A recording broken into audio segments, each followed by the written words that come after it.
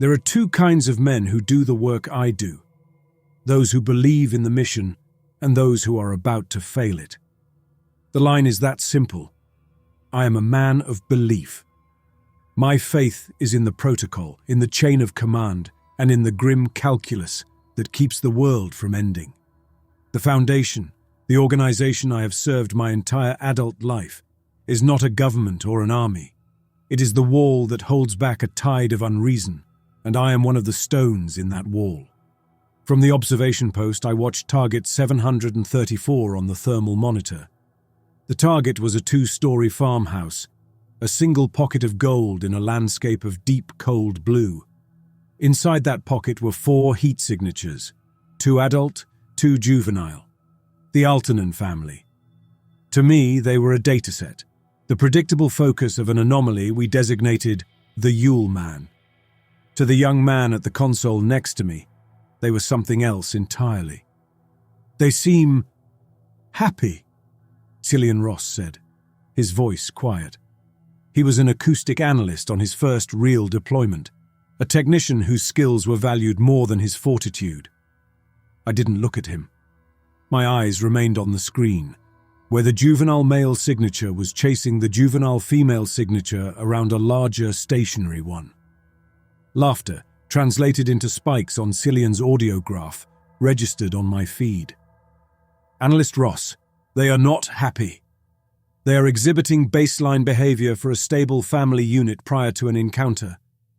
Your job is to log anomalous acoustic events, not to interpret subject emotional states. Maintain professional distance.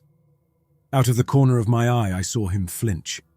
He didn't speak again, just turned his attention back to his console, the set of his shoulders a little tighter than before. He was a morale contaminant, his empathy a vulnerability that could compromise the integrity of the operation. My job was not only to watch the house, but to watch him, to ensure his weakness didn't spread. Our world was observation post Valkyr, a hardened habitat half buried in a snowdrift a kilometer from the Altonen farm. We were deployed to the deep wilderness of Kainuu, Finland, less than 100 kilometers from the Russian border, where the sun was a forgotten memory. The locals called this endless dark Karmos, the polar night. Out there, the cold wasn't just a temperature. It felt like a presence, a physical weight that could kill an unprepared man in minutes. We were Mobile Task Force Epsilon 13, Winter's Watch.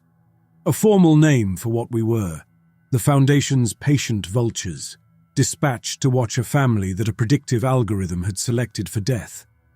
We were here to observe a Weissnacht event, the 12-night ritual performed by the entity. Our directive was absolute, non-interference. We were to watch, record, and let it happen. Every piece of data we gathered on how the entity operated was another stone for the wall. The sacrifice of one family, I had always believed, was a regrettable but necessary price for the knowledge that might save 10,000. I left Cillian to his graphs and pulled up the mission file for the last observed Weissnacht event. It was standard procedure to review prior engagements, but this one was different. The team leader for that mission had been a man named Ronan Cole, my predecessor. A man whose service record, up to that point, had been identical to mine. Exemplary, unflinching, decorated for maintaining his composure under extreme psychological pressure. His official status was now honorably retired due to severe operational stress. It was a clean bureaucratic phrase for a total psychological collapse. I began reading his logs. For the first 5 nights, the entries were crisp, professional, almost identical to the ones I had been filing myself. Atmospheric pressure, subject movements, power consumption. He was a man in control. Then, on night 6, the tone began to change. The language became more subjective. He described things his senses couldn't verify. On night 8, the log became a frantic audio recording. The smell is back. It's not in the chemical sniffer's library. It's sweet. God, it's a sweet smell. Like burnt meat and pine needles. The scrubbers are running at 100%, but it's like the air itself is sick. I scoffed at the entry. A failure of psychological hygiene. He had allowed his senses to betray him, his fear to contaminate the data. The final log from Night 12 was even worse, a whispered, paranoid rant that ended abruptly mid-sentence. Final entry corrupted. Logs terminated by Overseer Command. The Foundation buried its failures. It was a mercy. I closed the file, the judgment solidifying in my mind. Ronan Cole had failed. I would not. Later, after a fresh fall of snow had laid a clean, uniform blanket over the landscape, I ran a routine drone scan of the perimeter. It was a formality, a box to be checked. The drone, a small, silent machine disguised as a chunk of ice, glided over the silent forest, its LiDAR painting a perfect 3D map of the terrain onto my monitor. Everything was as it should be. The deep drifts, the sentinel pines, the gentle slope leading down towards the farm, and the tracks. I stopped the drone, hovering it. I zoomed in the feed, a single set of footprints, perfectly clear in the new snow. They led from the deep woods to the edge of the Altanen's barn, and then they stopped. They were long, narrow, and distinctly humanoid. They were also bare. I cross-referenced the thermal feed. All 4 family members were inside the house, their heat signatures stable. No unaccounted-for signatures in the barn. I checked the perimeter sensors. Nothing had been tripped. A man walking barefoot through meter-deep snow in -30-degree weather should have left a thermal trail. There was none. It was a clean, procedural mystery. I logged it. The time was 13 minutes to 10 at night. The designation: unidentified incursion. But a thought nagged at me. I pulled up Ronan Cole's file again. I ran a word search on his logs. Footprints. There it was. An entry from Night 4 of his mission. Unidentified tracks discovered south of the dwelling. Single set. Barefoot. No thermal residue. They lead from the forest and stop abruptly. Incursion is physically impossible. He had seen the exact same thing. A cold knot formed low in my gut, a feeling I hadn't registered in years. It was Ronan's next entry that made it worse. A note added an hour later, its tone already frayed. I'm calling them Chrono tracks. The snow, it doesn't just record what was, it records what will be. Chrono tracks. The word was unscientific, theatrical, the rambling of a man already losing his grip. I closed the file again, more forcefully this time. Ronan Cole had let an anomaly get into his head. He gave it a name, gave it power, and it broke him. It was just a set of tracks, an unexplained variable. I would find the explanation. I would solve the problem. I would not fail. I kept the drone footage of the tracks on a secondary monitor. My mind worked at it, turning it over and over, searching for the flaw in its logic. A thermal blind spot, a sensor glitch, a reflection. There had to be a rational explanation. The alternative, that a man I had dismissed as a psychological failure had been right, was not an option. Sir, Cillian's voice was hesitant, pulling me from my concentration. You should hear this. Another distraction, another emotional observation. Is it relevant to the entity's signature, analyst? I don't know. Just listen.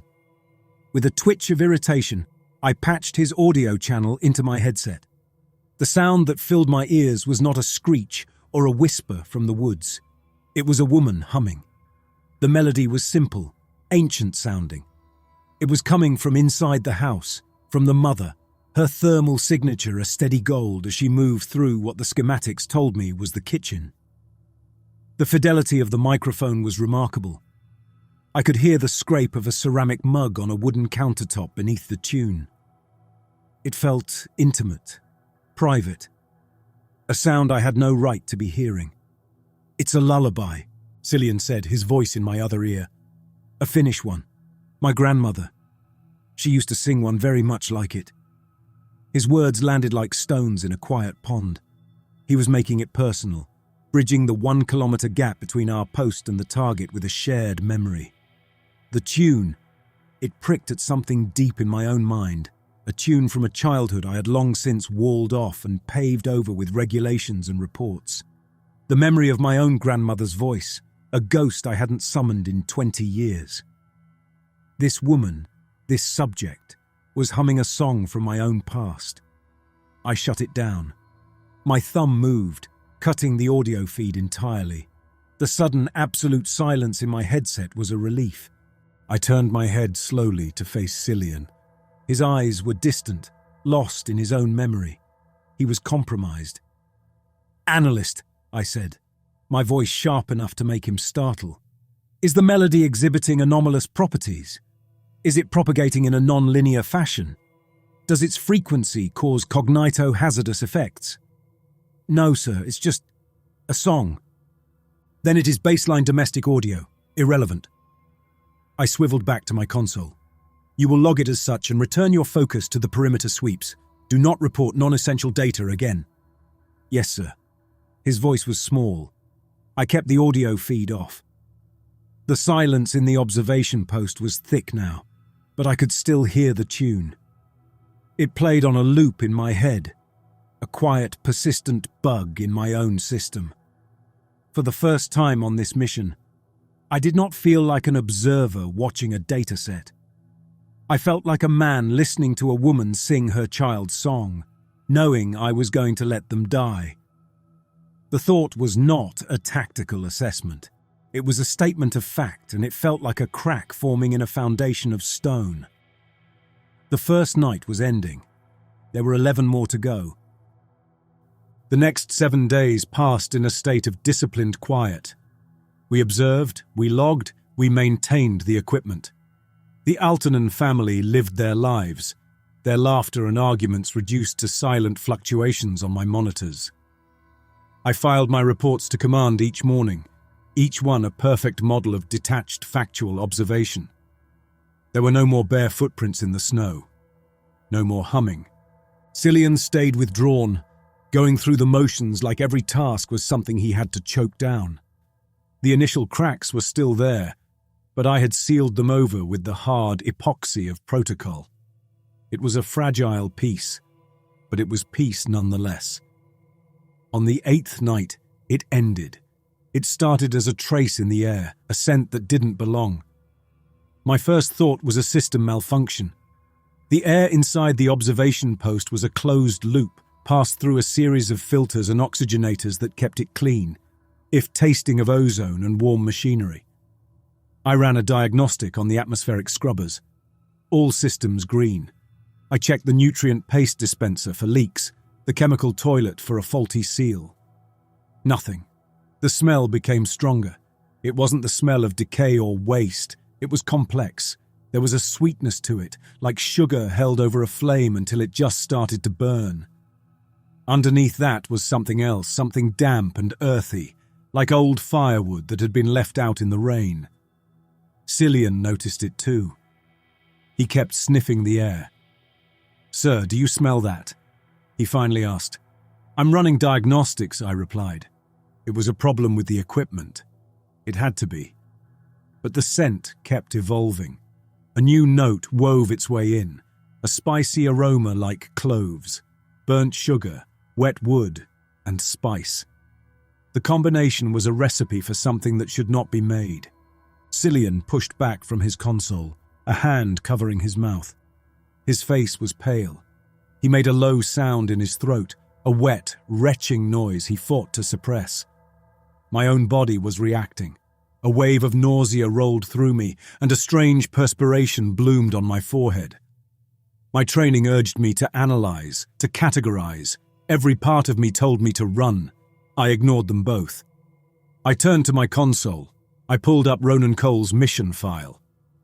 My own breath felt loud in the small space as I scrolled through the logs until I found the right entry. Night 8. An audio file. I put on my headset and played it. Ronan's voice came through, a frantic, strained whisper. "The smell is back. It's not in the chemical sniffer's library. It's sweet. God, it's a sweet smell, like burnt meat and pine needles." His description was slightly different.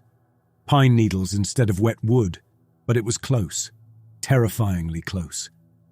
He was describing a sensory experience, something his own equipment couldn't pass, just like me, just like now. I shut off the log. I looked at the chemical sensor readout again. It registered the presence of unknown complex proteins and aldehydes, but the filtration cycle couldn't remove them. The log read, "Atmospheric integrity compromised." Ronan Cole had not been weak. He hadn't imagined it. This was part of the process. This was a scheduled event. We were not just watching a horror unfold. We were sealed inside a box, breathing it in. The smell never truly left. It faded to a background note, a constant cloying stain on the recycled air that we were forced to accept as our new reality. For 2 days, it was our only companion. On the 10th night of the observation, it snowed again, a heavy, silent fall that wiped the landscape clean. As soon as it stopped, I sent the drone out. The routine was an anchor, a series of predictable actions in a situation that was becoming fundamentally unpredictable. The drone climbed, its lens a clear eye over the sea of white. The Altonen farmstead was a dark shape below, a single point of reference in the monochrome world. The drone began its grid pattern sweep. For a while it was just white, endless, undisturbed. Then something broke the pattern. A new set of tracks, stark against the fresh powder. They didn't lead from the woods. They began at the front door of the house. They were small, child-sized. I pulled up the family's file and checked the boot size of the 7-year-old son, Leo. A match. The tracks told a story. They were not a straight line. They were chaotic, stumbling. The impressions dug deep into the snow at the toes, the marks of a body running with desperate, frantic energy. They scrawled a path of terror away from the house, out into the middle of the empty yard. And there, they ended. They ended in a mess of scuffed, churned snow, the kind of disturbance made by a struggle, a final, violent thrashing. From that point of chaos, there were no other tracks leading away. Not a man's, not a child's, nothing. It was as if the boy had simply been plucked out of the world. My first instinctual act was to check the house. I toggled the monitor to the thermal feed. There, in the upstairs bedroom, was a small golden signature. The boy, Leo. He was in his bed. He was safe. I switched to the acoustic imager, the system that built a wireframe model of the house from sound waves. It showed the gentle rise and fall of his breathing, a steady, peaceful rhythm. My mind refused to connect the two images, the living, breathing child in his bed, and the ghost of his violent end written in the snow 50 meters away. The first set of tracks had been a mystery, an intellectual problem. This was different. This was a sentence. I stared at the screen, at the record of a future event laid out as clearly as a map. My entire life, my entire faith in the Foundation, was built on the principle of cause and effect. You observe a threat, you analyze its methods, you formulate a containment. A leads to B leads to C. But this was C presented before A had even happened. "Sir?" Killian's voice was a whisper. He had seen the drone feed on the main display. He had seen the story in the snow. My hands were gripping the edge of my console, the metal biting into my palms. The language of my profession evaporated, leaving me with a single raw thought. Ronan Cole wasn't a failure. He was a prophet. He had seen this too, and his word, the word I had scoffed at, was the only one that fit. Chrono tracks. I was no longer observing an incursion. I was reading a script, and I knew, with a certainty that felt like ice forming in my veins, that I was forbidden from warning the actors. Cillian was a statue at his console. He hadn't moved. He hadn't spoken. The only sign of life was the tremor in his hands. He couldn't bear to look at the main screen, but he couldn't look away either. I watched as his hand moved, and he muted the main audio feed from the house. The green waveform on his monitor went flat. It was a small, insubordinate act, an admission of defeat. He was refusing to listen to the life he knew was doomed. In that moment, I didn't have the will to reprimand him. A part of me was grateful for the silence. We sat like that for a long time, two men in a metal box, surrounded by a darkness that was no longer empty. A new sound broke the stillness, thin and sharp. It wasn't from a speaker. It didn't have the compressed quality of a transmission. It was a sound in the room with us, as real as the chill of the metal console beneath my hands. A sob. The clear, terrified sob of a child. It seemed to come from the dark corner behind my own seat, near the sealed air vent. We both froze. Every muscle in my body locked. I turned my head slowly, my eyes meeting Cillian's. His face showed all the signs of acute panic. Dilated eyes, shallow breathing, frozen posture. He wasn't looking at me. He was looking past me, at the corner where the sound had originated. "Did you?" he whispered, his voice cracking. The sound came again, closer this time, as if it had moved to the space just behind his chair. A choked, desperate gasp for breath, followed by another heart-wrenching sob. It was the sound of a child who knew a monster was in his room. My training, the deeply ingrained protocols of 1,000 drills took over. My hands moved without conscious thought, checking every system. Internal mics, off. External speakers, muted. Proximity alarms, silent. I ran a diagnostic on the habitat's structural integrity, searching for a micro fissure, a vibration, any physical explanation for a sound wave to enter our sealed environment. All systems reported nominal. There was no source. The sound was simply here. The fortress had been breached. The last, most fundamental rule of our work, the distance between us and them, had been violated. The suffering wasn't on a monitor anymore. It was in the room with us, a ghost in the air we were breathing.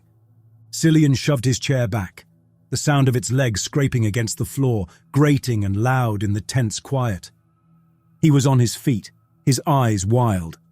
"Sir," he pleaded, his voice gaining strength from sheer panic. "That was him. That was the boy. We have to do something. We have to warn them. We can set off an alarm, cause a distraction, anything." His words were a direct assault on the core of my world. They were the heresy I had spent my entire career stamping out in myself and in others. "Control yourself, analyst," I said. My voice was low, but it carried the weight of absolute command. It felt like I was speaking from a great distance. "You are compromised. Sit down." "Compromised? Sir, they are going to die. That boy is going to die, and we are listening to it happen in advance." He gestured wildly at the empty air where the sound had been. "This isn't data collection anymore. This is an execution. We are accessories. You will return to your station," I said, my voice dropping even lower, each word a chip of ice. "That is a direct order." For a moment I thought he would refuse. I saw the mutiny in his eyes, the furious, desperate need to act. But then the training, still new in him but present, won out. The fire in his eyes guttered and died, replaced by a look of despair. He sank back into his chair, his body slumping as if his bones had gone soft. He turned back to his console, but he wasn't working.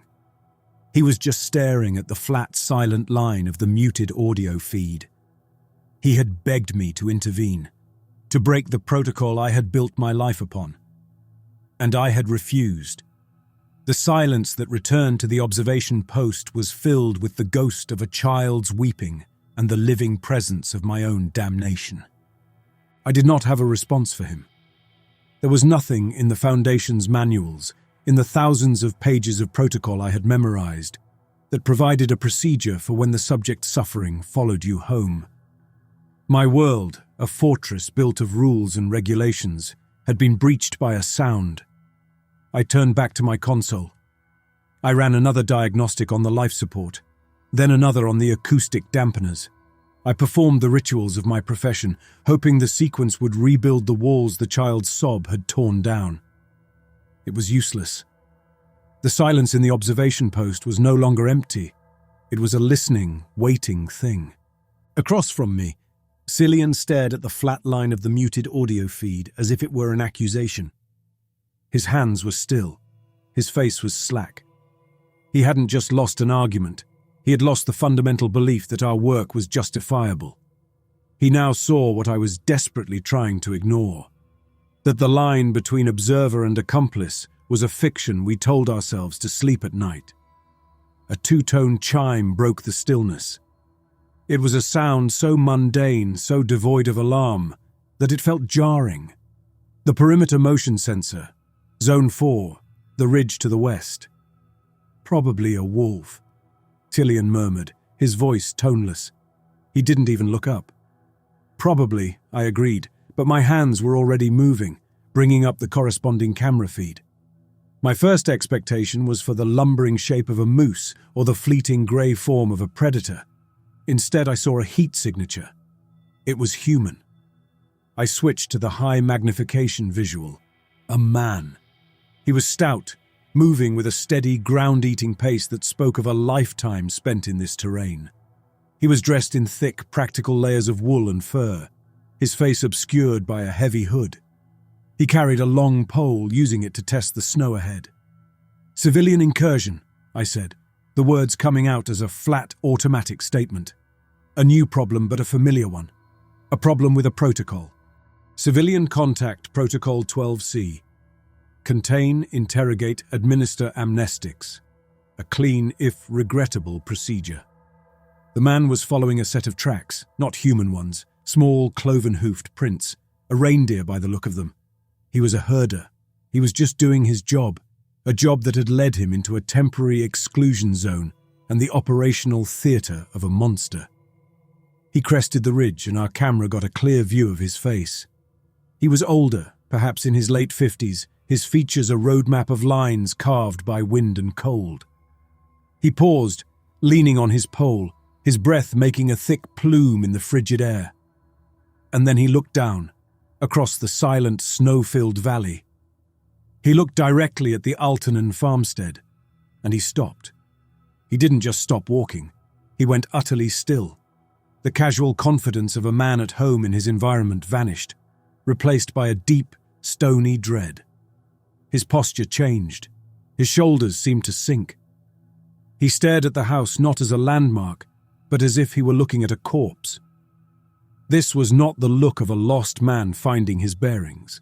This was the look of a man who recognized a grave when he saw one. Cillian finally looked up from his console, his eyes drawn to the screen. "He's just a local," he said, a note of pleading in his voice.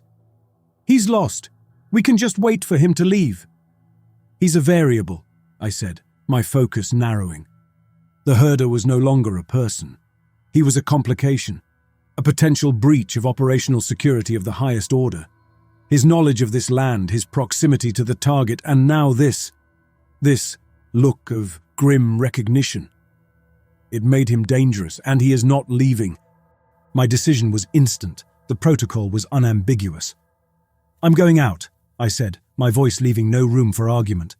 "Sir, you can't," Cillian protested, rising from his chair. "Our orders are non-interference. That means no contact. Civilian Contact Protocol 12C supersedes the general order in the event of an unavoidable incursion," I recited, pulling the heavy, insulated outer layer of my tactical gear from its locker. "The variable must be contained." "He's not a variable. He's an old man tracking a reindeer. Let him go. He'll be gone in 10 minutes. "He looked at that house and saw a tomb," I said, my back to him as I clipped my sidearm to my hip. "He knows something. That makes him a threat to operational security. I will not have this mission compromised by sentiment." I pulled the helmet on, the heads-up display flaring to life in front of my eyes, overlaying the dark world with tactical data. The final seal of the neck ring hissed, and the world outside the observation post became a silent movie. Cillian's protests were now just the frantic movements of a mouth behind soundproof composite materials. I gave him a single sharp nod, an order to stay put, and turned to the hatch. The heavy, insulated door opened with a sigh of pressurized air. The cold that flooded in was not the persistent chill of the habitat. It was an active, predatory thing. It was a physical pressure that bit at the seals of my suit. I stepped out, closing the hatch behind me. The silence was absolute. My own breathing, amplified by the suit's internal mic, was a loud, rhythmic intrusion. The sound of my boots crunching in the deep snow was a violation of the listening quiet of the forest. On the monitors, the world had been a two-dimensional image. Out here, it was an immense, living presence. The sheer scale of the darkness and the cold was a weight. I moved along the ridge, following the herder's tracks. He was already moving away, heading back the way he came. But his pace was slower now. He knew. I had no doubt. I closed the distance quickly. I came up behind him just as he paused to look back at the distant lights of the Altonen farm. "You're in a restricted area," I said. My voice, broadcast through the suit's external speaker, was metallic and inhuman. He didn't startle. He didn't even turn around quickly. He simply lowered his pole and slowly, wearily faced me.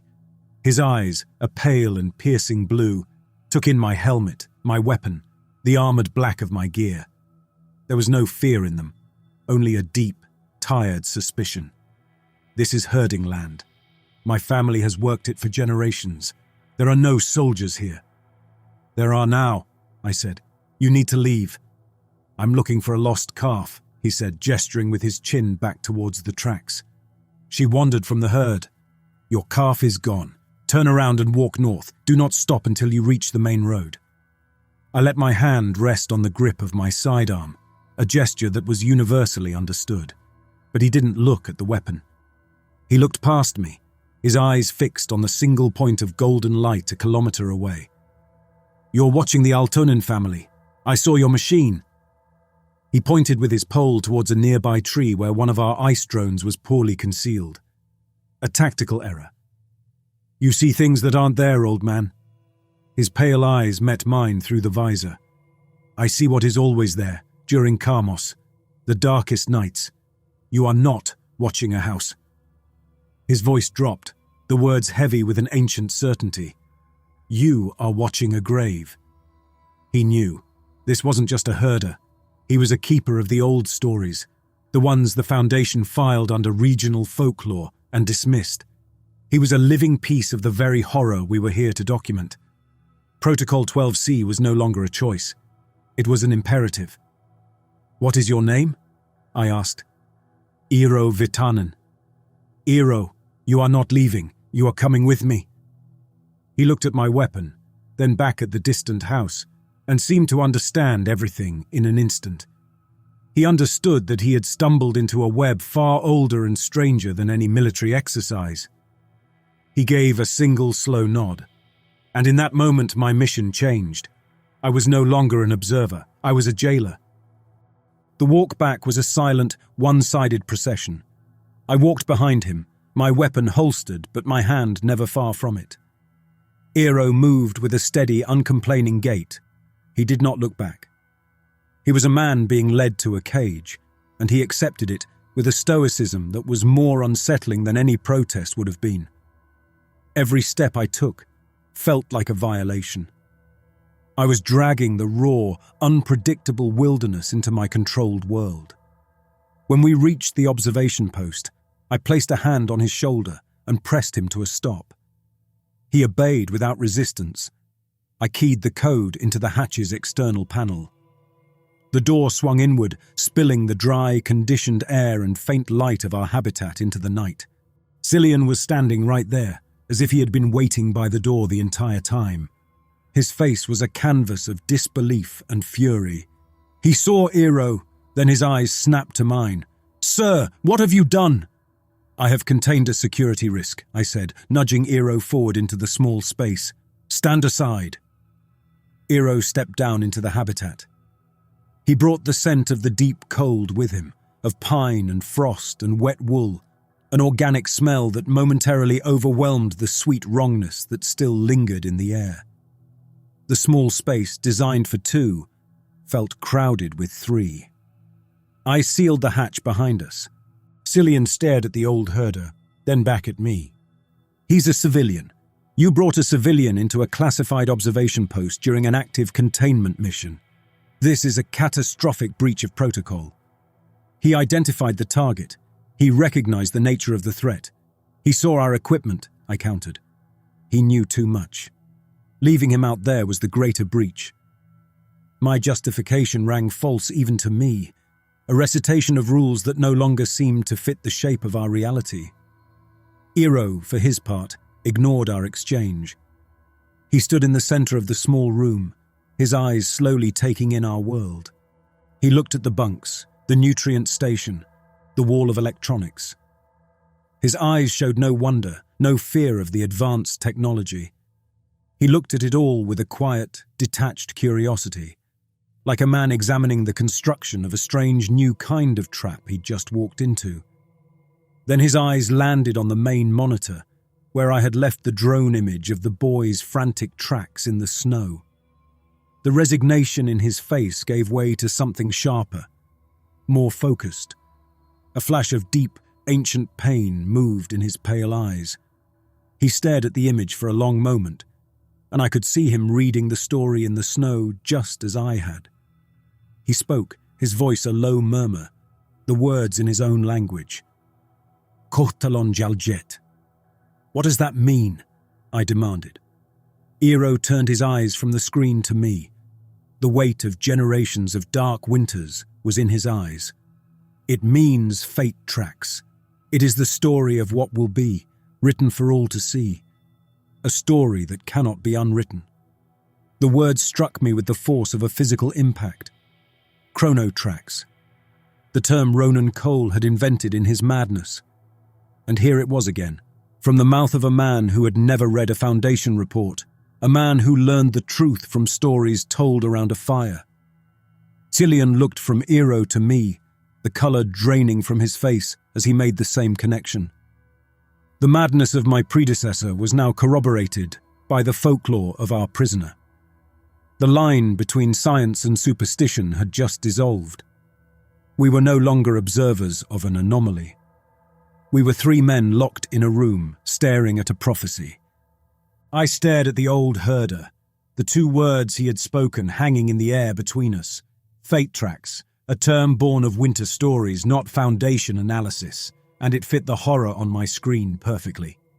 My own term, unidentified incursion, felt like a child's label for a tidal wave. Sit down, I said. The order was for Ero, but my eyes were fixed on Cillian, daring him to challenge me again. Over there. I pointed to one of the narrow bunks. Ero gave a slow nod and moved to the bunk, sitting with a straight back, his hands resting on his knees. He was not a nervous prisoner. He was a spectator who had been given a front row seat. Cillian, defeated, sank back into his own chair, his eyes darting between me and the old man as if trying to decide which one of us was the more dangerous monster. I had to re-establish control. I had to place this chaos into a box of procedure. I turned to the communications console and initiated the link. It was a formal process, a sequence of encrypted handshakes that connected our isolated habitat to Site-19 Command via a quantum-entangled relay. A technology that promised instantaneous, untraceable communication. The ready signal chimed.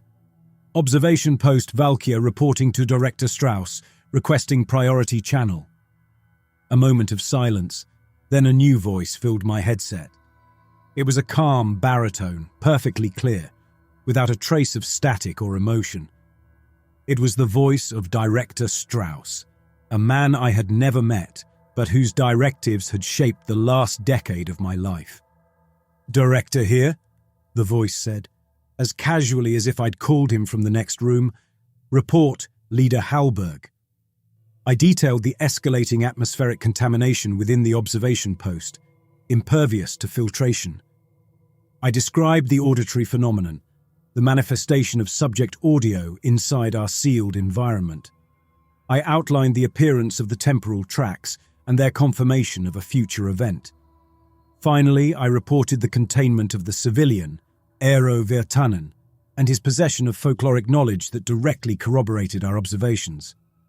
I presented it all as a series of complex but manageable data points. There was a pause on the other end. Not a pause of surprise, but of consideration. I waited for my orders, to abort, to extract, to engage a new protocol. Fascinating, Strauss's voice replied, the word stripped of all its warmth. The scent profile and the auditory bleed are consistent with anecdotal evidence from Event 645. Your report confirms our hypothesis that these are standard elements of the ritual's progression. Standard elements. He was talking about the sound of a child's terror, as if it were a scheduled weather event. And the civilian, Strauss continued, a fortunate complication. His folkloric knowledge provides a valuable cultural cross-reference. Log his statements verbatim. He is now a secondary intelligence asset. Sir, my technician's morale is compromised.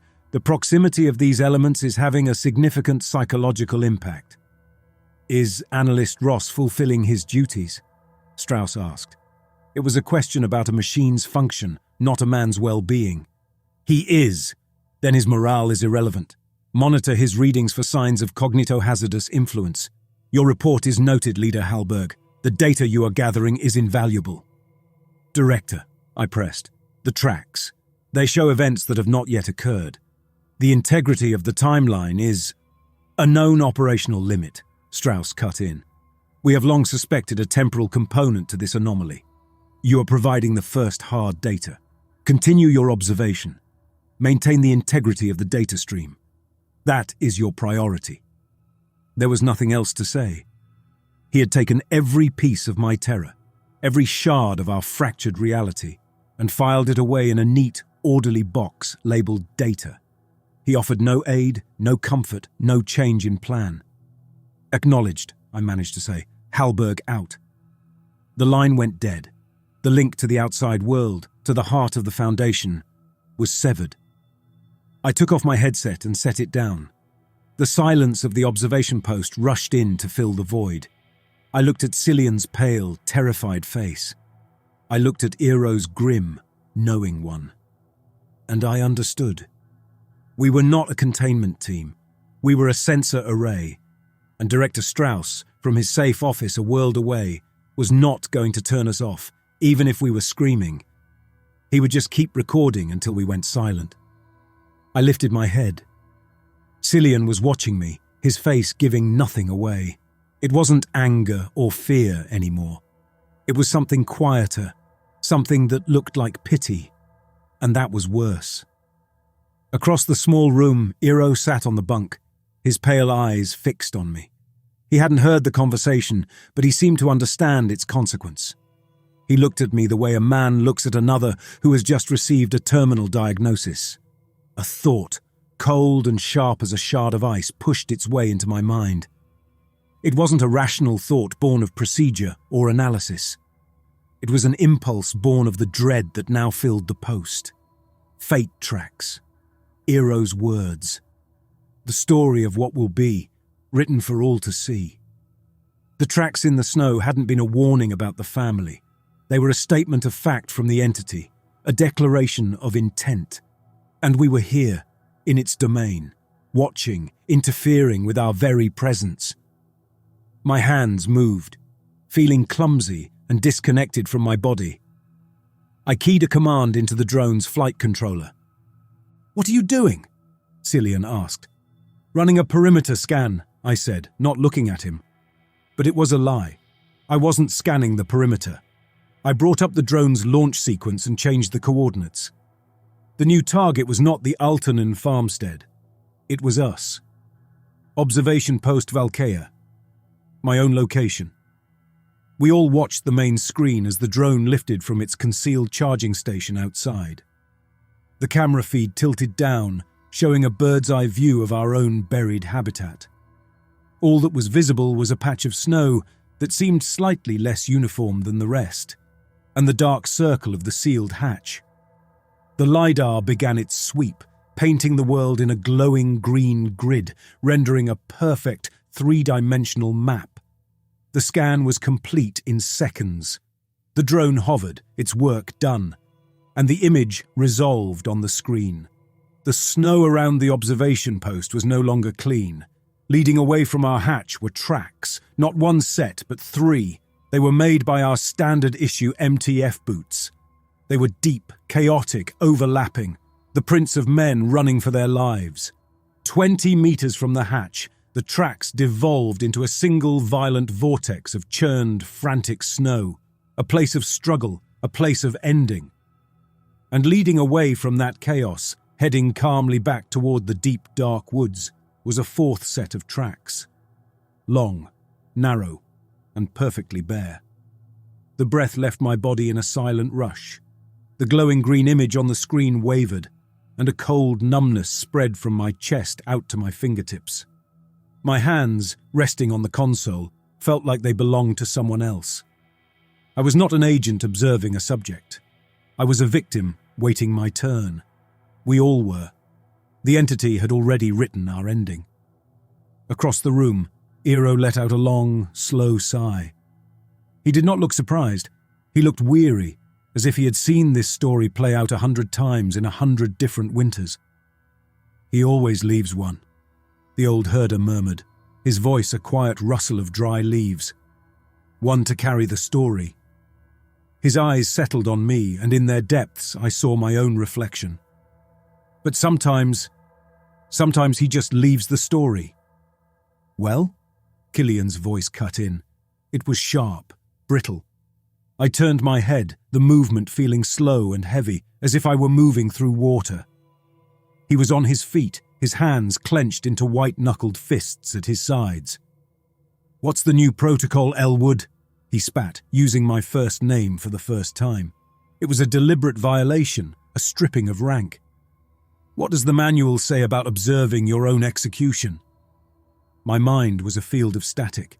The procedures, the regulations, the thousands of pages I had committed to memory were gone, wiped clean. He took a step toward me. "I see it now. You knew, Strauss knew, this isn't a mission, it's a sacrifice. They sent you here because they knew you'd follow the orders. They knew you'd sit here and watch us die for a valuable data point." His words were true. I could feel the truth of them in the space where my faith used to be. I was a tool selected for its willingness to be broken. "You're not a commander," Chilian said, his voice dropping to a low, venomous whisper. "You are a priest of a dead church, and you are about to make your final offering." He turned away from me abruptly, his eyes scanning the consoles. His gaze landed on the main communications relay, the quantum-entangled link to Strauss. His mind was working, the gears of his panic grinding out a desperate, suicidal plan. "If you won't get us out of here, I will," he declared. "I'll overload the relay, send a raw power burst on every emergency frequency. I'll make enough noise to bring the whole Finnish army down on this place. They might kill me for it, but it's better than waiting for that." He gestured wildly at the screen, at the bare footprints walking away from our grave. He was going to break the final rule. He was going to scream for help. He was going to commit an act of mutiny so profound it would tear a hole in the Foundation's veil of secrecy. And I had to stop him. The imperative came from a place deeper than protocol. It wasn't about the mission anymore. It was about the last vestige of order in a world that had come completely undone. I pushed myself up from my chair. My body felt like a machine made of stone, but it moved. "Stand down, analyst," I said. The words tasted like dust in my mouth. They were the ghost of a man I no longer was. He turned to face me, a frantic, wild look in his eyes. "There is no analyst anymore, Elwood. There are just 3 men in a box and the monster is at the door." He lunged for the communications console. My body reacted before my mind could form a coherent thought, propelled by the last vestiges of an instinct I no longer believed in. I crossed the small space in 2 strides, and my hand clamped down on Cillian's shoulder, yanking him back from the console. He twisted, lashing out with a wild elbow that glanced off my ribs. He was wiry, surprisingly strong, fueled by a pure animal terror I had never allowed myself to feel. We stumbled together, a clumsy, desperate tangle of limbs.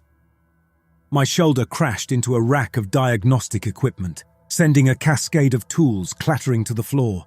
Order collapsed into raw, graceless violence. I shoved him back, away from the communications hub. He tripped over a power conduit and went down, sprawling on the grated floor. I stood over him, breath shallow, heartbeat stumbling like it had lost the beat it was trained to follow. And then the sounds began. Not the sobbing this time. A scream, a woman's scream, high and sharp, ripped through the air of the habitat. It wasn't on a feed. It was in the room, seeming to come from the metal ceiling directly above us. Ero flinched on his bunk, his eyes squeezing shut. Cillian on the floor curled into himself as if the sound were a physical blow. It was followed by the deep, enraged shout of a man, and then the splintering crack of wood, a door being broken not by force, but by a presence that simply negated it. Cillian scrambled to his feet again, his face streaked with tears. "Do you hear that? Elwood, do you hear it? That is the sound of your greater good." He came at me again, not trying for the console this time, but just trying to get through me, his fists flailing. I caught his wrists. We struggled, locked together. Two condemned men fighting over the seating arrangement at our own execution. The air thickened, the sweet scent suddenly blooming into a suffocating, coppery stench. It was the raw, visceral smell of a slaughterhouse, a smell of hot blood meeting freezing air. I gagged, a reflex I couldn't suppress. Cillian choked, his struggle weakening. Ero watched us, his face carved with a profound, ancient pity. He wasn't watching a soldier and a mutineer. He was watching two frightened children throwing a tantrum in a burning house.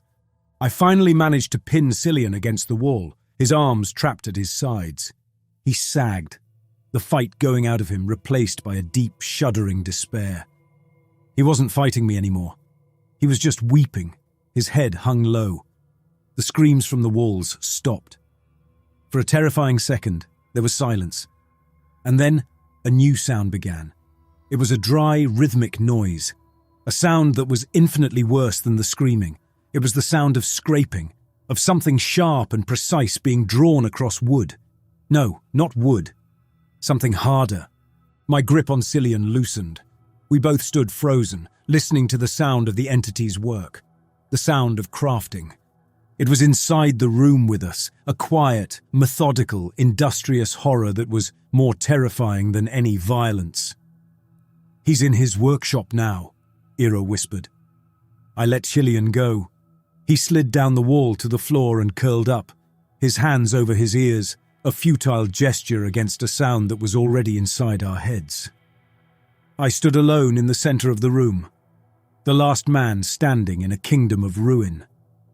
The order was broken. My subordinate was a shattered wreck. My prisoner knew more than I did. And the monster was at its work, the sounds of its profane creation, the new, steady rhythm of our world. My eyes fell on Cillian, huddled on the floor.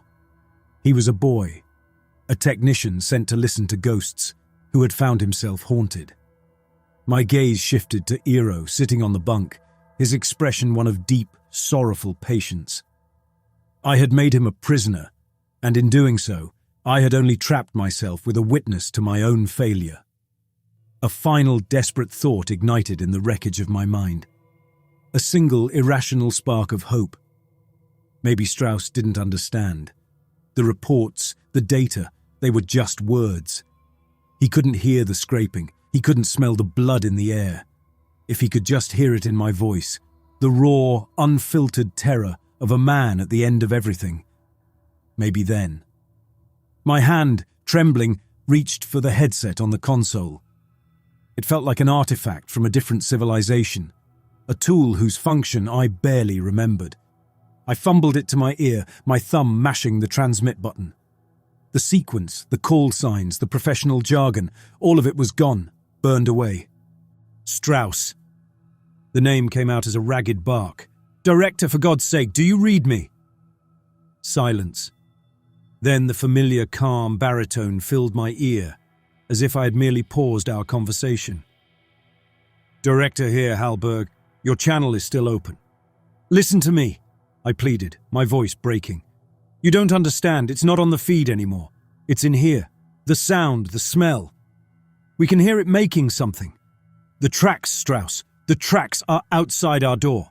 It wrote our ending in the snow. I was shouting, the words tumbling out of me, a torrent of terror I had held back for days. It's coming for us next! Abort the mission! For the love of God, get us out of here! The line was silent. For a full 3 seconds there was nothing but the sound of my own breathing and the distant, dry scraping in the room. I waited, my entire being coiled around the desperate hope of a single word. Acknowledged. Aborting. Then Strauss spoke. His voice was exactly the same. A calm, unrippled surface of absolute control. Your report is noted, Leader Hallberg. There was another pause. A perfectly measured space of silence that was more brutal than any rebuke. It was the sound of him weighing my life and finding it wanting. The loss of your team is an acceptable probability. Maintain the feed until operational cessation. That is your final directive. And then a single, sharp click. Strauss out. The line went dead. I stood there, the dead headset pressed to my ear, listening to nothing. The last thread connecting me to the world of reason, to the institution I had served, had been severed. It wasn't a frayed rope that had snapped under strain. It had been cut, cleanly and deliberately, from the other end. Slowly, I lowered the headset and placed it on the console. My hands were empty. I looked at them. They were the hands of a man with no orders, no mission, no faith. They were just the hands of a man in a room. The scraping continued, steady, patient, unconcerned. It was the only authority left. My world had shrunk to the size of this metal box, and its only soundtrack was the sound of a monster making its art. I looked at my hands again. Empty, powerless. Then the scraping stopped. In that quiet, I could hear the frantic beat of my own blood, the shallow rasp of Cillian's breathing from the floor. The work was finished. Ero lifted his head. The pity in his eyes was a profound and terrible thing to behold. The Kulmamise, he murmured, his voice almost conversational. The Frost Man. The old stories say he must always leave a witness, someone to carry the tale, so that the fear will not be forgotten. His eyes rested on me, and for a half-second a flash of something, a question, not a hope, passed through me. A witness. Was that my role?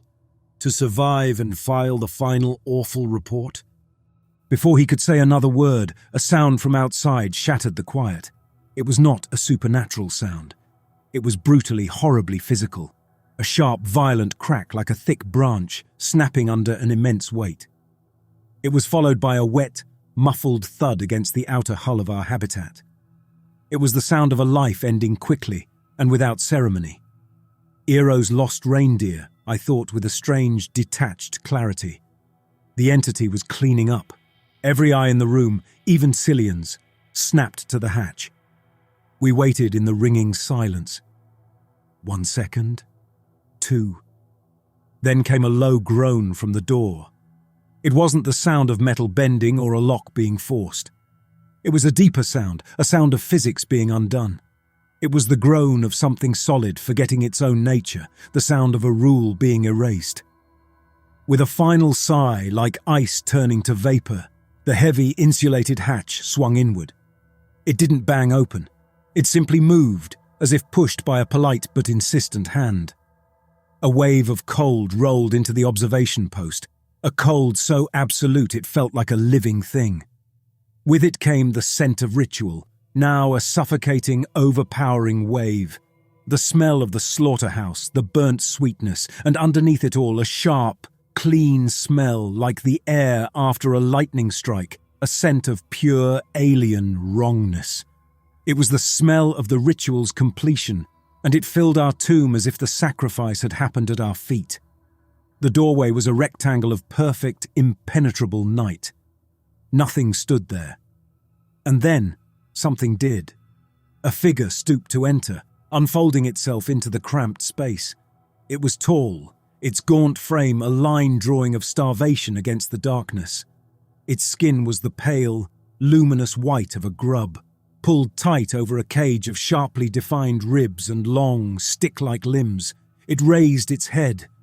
The face was ancient, skin like sun-bleached hide, brittle and thin, barely clinging to the frame beneath. But the eyes were pale, almost colorless, and they held no rage, no hunger, no feeling at all. They held only a calm, procedural focus. They were the eyes of a craftsman looking at his final piece of material. Its gaze passed over Cillian on the floor, dismissing him. It passed over Ero on the bunk, a flash of something almost like professional acknowledgement. Then its pale, procedural eyes landed on me. My mind, stripped of all its training and faith, had only one thought left. It was not a report. It was not a prayer. It was the final, awful truth. The story was not for humanity. It was not for the Foundation. It was for him. And I was the last page. 1 year later, the first snow began to fall. It was not the heavy, suffocating snow of the Kainu wilderness. It was a light, almost polite dusting of white flakes drifting past the reinforced window of the reintegration facility. Cillian Ross watched a single flake melt against the glass. The room was comfortable, the temperature a constant 21 degrees Celsius. There were no strange smells. The air was clean. He had not heard a child sob in 365 days. He was, according to the man sitting opposite him, getting better. "You've been quiet today, Cillian," Dr. Harlan said. He wasn't a doctor. He was a Foundation handler, a man whose job was to sand down the rough edges of trauma until a person was smooth enough to fit back into a slot or quiet enough to be stored away permanently. Cillian turned from the window. He gave Harlan the look he had perfected over months of these sessions. A placid, slightly melancholic gaze. The look of a man who was healing. Just thinking. His voice was soft, even. The frantic, pleading tone he'd used in the observation post was a ghost he kept locked away. "About what?" Harlan prompted, his pen hovering over a datapad. "About Elwood. About the story in the snow." "About the cold," Cillian said instead. Harlan made a note. "That's understandable." He offered a thin, professional smile. "Weissnacht Event 734 was a success, you know. A tragic one, but a success nonetheless. The data retrieved from the final moments has been invaluable. Leader Hallberg's sacrifice provided the most complete behavioral and anomalous profile to date. He served the greater good to the very end." The words landed on Cillian like pellets of ice. The greater good. Elwood's mantra, spoken now by the mouth of the unfeeling machine he had died for. Cillian knew what that invaluable data was. It was the sound of a good man's faith collapsing. It was the biofeedback of his terror. It was the final, high-fidelity recording of his death. Elwood's legacy wasn't a heroic sacrifice. It was a perfectly catalogued scream, filed away in a server farm, buried under a desert. "And the other one?" Cillian asked, his voice carefully neutral. "The herder, Ero." Harlan's expression did not change, but his posture tightened by a fraction of a degree. "The asset was disoriented and wandered off during the extraction confusion. A regrettable loss." A lie. So clean, so simple. Ero Vitan had been a loose thread, and the Foundation had snipped him. Cillian said nothing. He had learned that silence was a shield they could not penetrate. They could log his heart rate, analyze his speech patterns, but they couldn't get inside the quiet place where he kept the truth. The session ended, as it always did, with encouragement. He was making good progress. Reassimilation was on schedule. He walked down the long white corridor. He had learned Elwood's greatest lesson, though not in the way his commander had intended. He had learned the power of protocol. He ate when told, slept when told, and spoke when prompted. He was the perfect patient, the model survivor. He had hollowed himself out just as Elwood had, but he had not filled the space with faith. He had filled it with a single purpose. He stopped at the large window at the end of the hall, and looked out at the snow-covered grounds. The flakes were falling faster now, blanketing the world in a clean, white lie. Somewhere the Foundation's algorithms were running. Somewhere another family was being marked as target, number 735. Soon another team would be dispatched. Another winter's watch. He was no longer afraid of the Frostman, the entity that walked in the dark. He knew its nature. It was a simple, ancient predator, a force of nature. He had come to understand that the true, undying monster was the one that sent men to watch. The one that called the sound of a child's weeping a valuable data point. The one that called his own survival progress.